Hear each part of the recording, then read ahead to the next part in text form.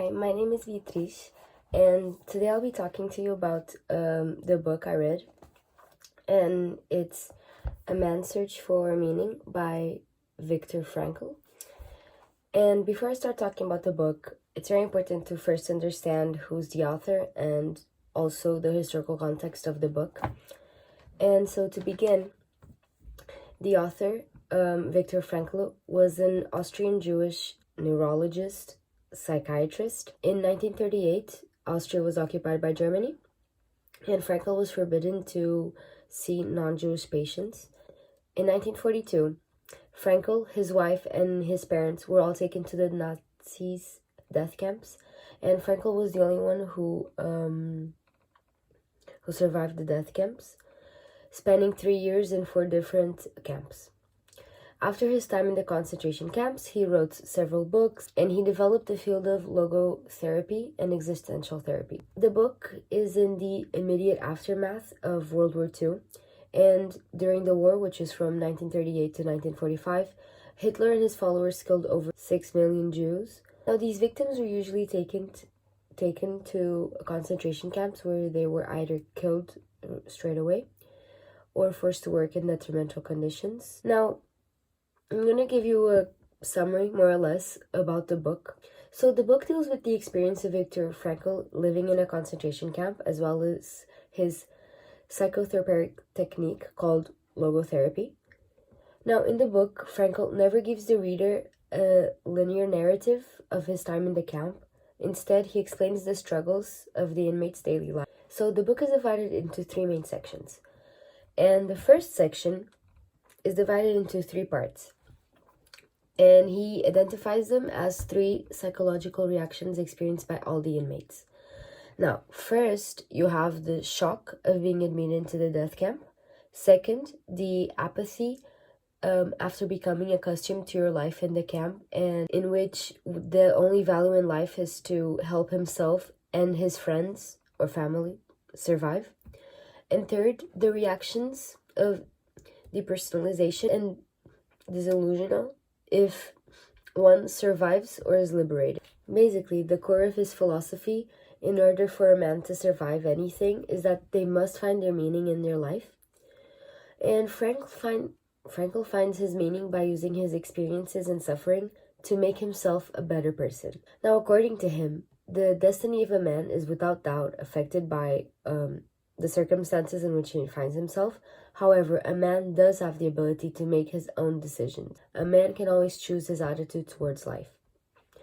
And in the book, the author claims that there are 3 ways to find your meaning, which is through work, through love, and through suffering. So first we look at finding meaning through love. So Frankl used his wife for this part, and when they arrived to Auschwitz, they were separated, and there was no communication between them. They didn't know if she was alive or dead. And so he believed that he needed to survive for her. Regarding the through suffering, it's very interesting because he understood this part of his theory, especially in the Nazi camps, because that's where he actually suffered a lot. And through work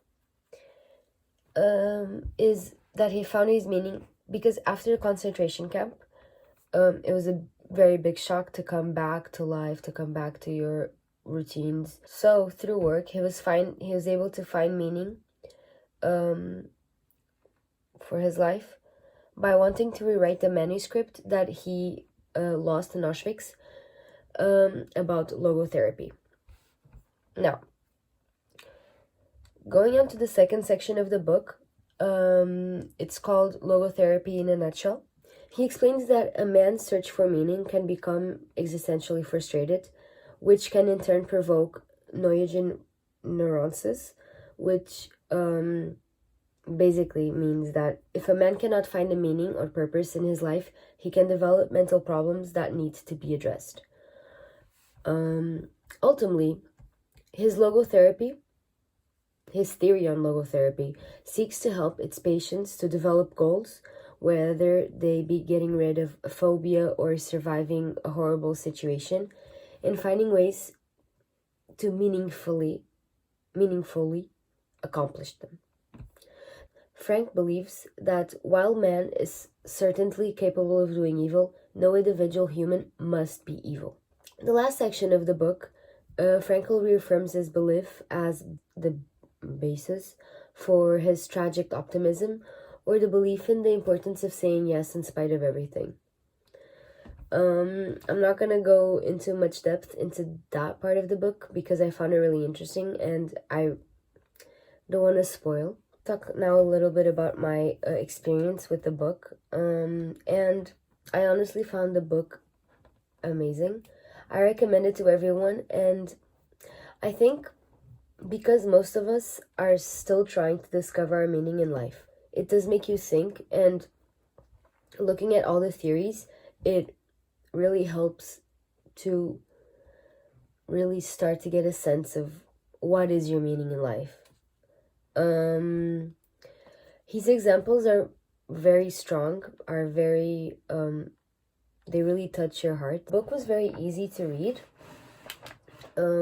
Just the examples were a little bit sad, but it's super captivating, and it really makes you want to find your meaning in life.